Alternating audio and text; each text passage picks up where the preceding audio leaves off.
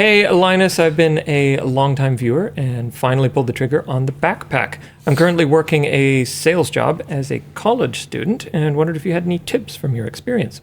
Oh man, I mean, the biggest thing for me was that I was selling something that I was really passionate about. It's not really selling, it's more talking to people about stuff that you think is super cool and a shared interest. And as long as you can find a way to do that, if you are a super, gearhead, for example, and you can find a way to sell cars for a living, well, okay, that might be a little bit challenging, especially if most of the people coming in to buy a car are not going to be shopping for the kind of car that I think a typical, gearhead would be excited to talk about. But as long as you don't mind just sort of sharing knowledge and talking with people about cars or about cameras or about computers or whatever it is that you're passionate about, I'd say that's the best way to both enjoy what you're doing and succeed at what you're doing. There are going to be challenges.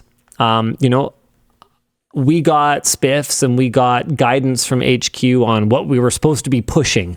And I got to tell you, I never even looked at it. I didn't bother reading any of that stuff. I didn't pay any attention to it whatsoever because the way that I saw it, I would just, do my thing and customers would be happy and they'd love it and they'd come back to me and that would kind of wipe out anything else.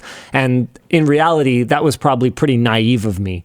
What's more likely is that NCIX just wasn't organized enough to keep track of which sales reps were pushing what they're supposed to be pushing. And so they just never really noticed that I was only selling the stuff that I really wanted to sell. Apparently gearhead means something else other places. Okay, it would just mean like car enthusiast here. So I don't know what else it means. Like steroids? I have Some no people idea. call steroids gear. Yeah, Ethan Bez says, SUVs. Everyone's buying SUVs. Yay, so exciting. Yeah, exactly. Like I remember the outrage when Porsche stopped just doing sports cars, and all of a sudden they've got like the Macan and the Cayenne. And I think those are some of their top selling models now. And it's like, are they even an enthusiast brand anymore? Totally get it, but I don't know. You got to find the fun in like educating people. I remember taking my my aunt and uncle shopping, and one of the things that I was really hammering on was that I wanted them to get a plug-in hybrid. They do so much of their driving just like padding around in the city. They park in a garage, and they wanted an SUV. Sorry. They wanted an SUV, but they wanted something a little bit smaller than the Grand Cherokee they had before. And I was like, look, you guys, I know you don't have a ton of experience with them. I actually even forget exactly which one they got. I think it's that Mitsubishi PHEV SUV. What's it called again? Yeah, the Outlander PHEV. So I took them to look at it, and I was like, look, you'll be able to do so many of your trips on battery. Just remember to plug this thing in when you go into your garage. And like no one at any of the dealerships they'd been to before I went with them had educated them on the advantage of this. Like people just didn't understand. Plug-in hybrid is such a wasted thing. No one ever talks about it. Well, they're starting to now. Explain to people today that there's a difference between hybrid and plug-in hybrid. Yeah, the name is really stupid. It's bad. I don't have a better name, to be honest with you. Like, I understand why the name is what it is, because depending on the design, a lot of them bear more similarity to a hybrid than they do to an electric vehicle. Yeah. But having it called something so similar, I think, is extremely confusing to people. Wii U. Yeah. It's amazing what a difference branding can make to people's understanding of it when they...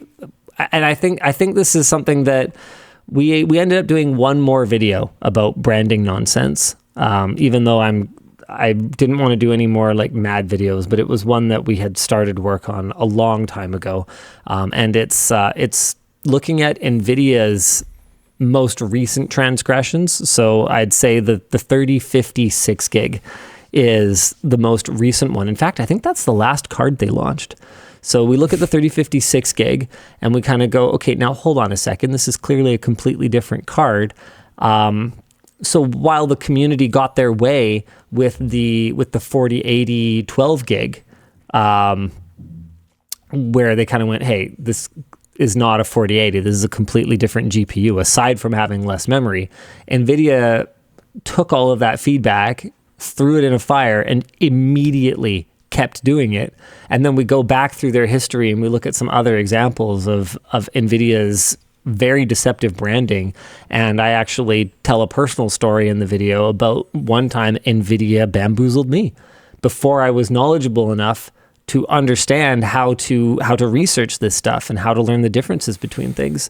So in response to your question, find a way to get excited about educating people about something that you're knowledgeable about. And that's probably the best way to both have fun at work and succeed in your job. I used to kill it at Best Buy. Yeah, I bet. And like you were saying, you would get pushed things like, oh, sell a bunch of this, sell a bunch of that. I always ignored it. But I used to go on trip, like when my mom would have to go buy something with Best Buy, I would ask to go with her just so I could walk around the store. So like working there, I was all excited because I get be around computers and stuff. We grew up mostly in the country. There wasn't a lot of this availability around. So a Best Buy existing within reasonable driving distance was like cool to have at all. And then the fact that I worked there, I was like, yeah, this is awesome. So it was really easy to sell stuff because people would come in and want a laptop. Then I would just have a conversation with them about what they needed and like why I thought different solutions would be good or bad for them and give them a range of options. They pick one of them and then we go for it. And my customers are often really happy.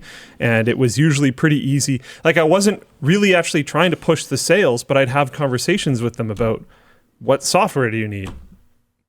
And pretty often it was like, oh, I do work stuff. So I need like Word. And it's like, oh, well, bonk. Here's Word. Get that spiff. They want it anyways. Get that spiff. But they wanted it anyways. Yep. They would have left the store less equipped. So like I don't think I ever sold a single service plan thing except for when the customer asked for it. I would never push that ever because I didn't believe in it. Like at all. I never bought one ever myself. So like, well, I bought one technically, but then abused it. But anyways, that's a different story. St. Wes 13 says, with a plug-in hybrid, aren't you taking on the issues of a gas vehicle and the issues of an EV in one package? But aren't you taking on the advantages of a gas vehicle and of an EV in one package? Yes, you are. You're also going to have more problems with the ICE drivetrain. And if you're often driving within distance of your electric, which he was talking about in this specific scenario, then you're not running your ICE drivetrain as much. And never running your ICE drivetrain is bad. Yes. But as long as you're running it regularly, it should be fine. Mavs guy says, and the Mitsubishi PHEV is arguably the worst of the bunch. Fair enough, but this was a few years ago. I don't think RAV4 Prime was even out yet. So it was a while back. A hybrid can't have a spare tire, which sucks. It probably can. You just lose a lot of trunk space.